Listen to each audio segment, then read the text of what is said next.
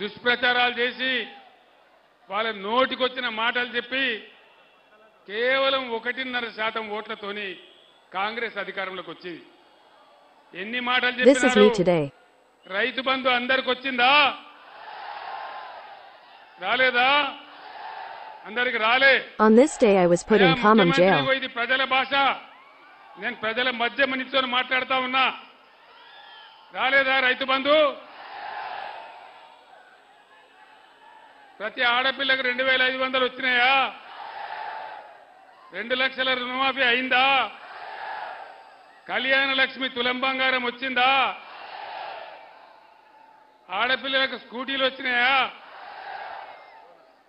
వరికి 500 బోనస్ వచ్చిందా? అది బోగసే అయిందా? అంటే ఈ విధంగా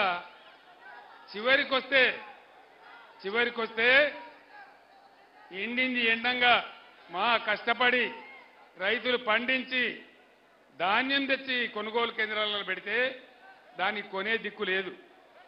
20 రోజులైనా 15 రోజులైనా తప్పుడు వానలు వచ్చి తడిచిపోతా ఉంది తప్ప దానికి కొనే దిక్కు లేదు.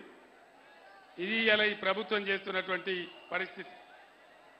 బీఆర్ఎస్ గవర్నమెంట్ ఉన్ననాడు కేసీఆర్ ముఖ్యమంత్రి ఉన్నన్ని రోజులు ఒక్క ఏడాది లోపలనే కరెంటు బాగా చేసి 24 గంటలు కరెంటు ఇచ్చినాం. రెప్పగొట్టినంత సేపు కూడా కరెంటు పోలే. మళ్ళా ఈ కాంగ్రెస్ రాజ్యంలో కరెంటు పోతా ఉంది. మళ్ళా రాత్రిపూట బాయిల కాడికి పోవుడు, మళ్ళా తేలుపాములు గుట్టుడు.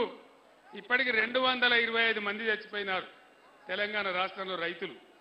కొందరు ఆత్మహత్య చేసుకున్నారు, కొందరు కరెంటు షాటుకు చచ్చిపోయినారు, కొందరు పొలం కాడికి పోయి పాములు గడిచి చచ్చిపోయినారు.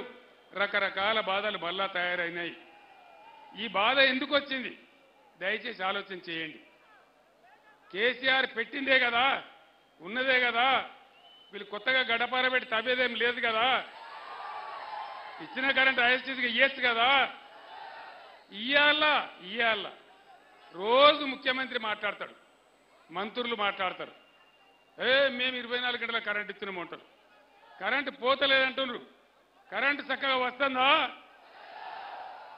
రోజుకు 10 సార్లు పోతా ఉంది. నేను శ్రీనివాస్ గౌడ్ గారి ఇంట్లో నేను మాజీ ఎమ్మెల్యేలు అందరం కూర్చుని మహబూబ్ నగర్ పార్లమెంట్ సమీక్ష చేస్తూ అక్కడ అన్నం తింటా ఉన్నాం. తక్కువని కరెంటు పోయింది. నేనంటే ఏమిరా ఇది కేసీఆర్ని ఇబ్బంది పెట్టానని తీసేసినరా? ఎందుకు పోతుందంటే వెంటనే వాళ్ళందరూ చెప్పింది, సార్ ఒక్కసారి కాదు రోజుకు 10 సార్లు పోతుందని చెప్పినారు.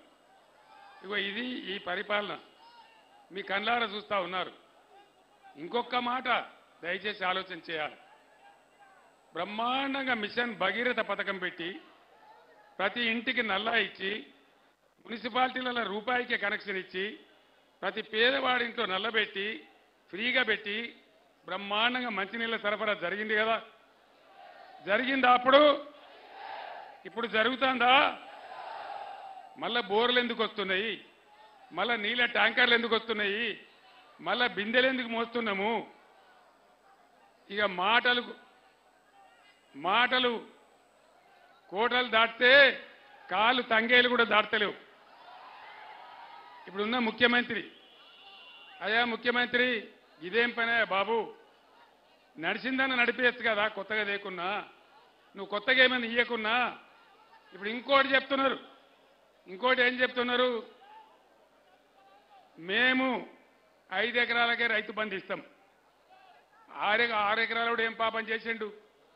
9 ఎకరాలు ఏం పాపం చేసిండు? 10 ఎకరాలు ఏం చేసిండు? రైతులంటే అంత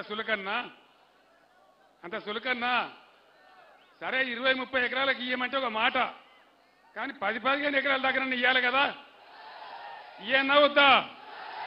వీళ్ళ అయ్యే సొత్తేమన్నా పోతుందా? వీళ్ళ జాగిరి పోతుందా? ప్రజల సొమ్మే కదా.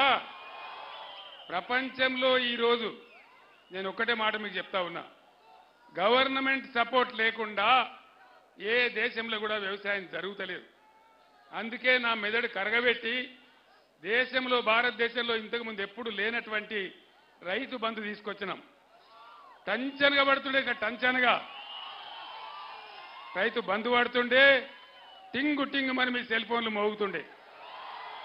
బ్రహ్మాండంగా దర్జాగా మీరు పంటలు పండించినారు.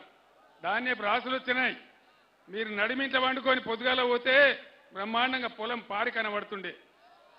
ఎందుకు ఈ 5 నెలలకే 4 నెలలకే ఇంత దుర్మార్గం ఎందుకు అంటే ఏం జరగాలి?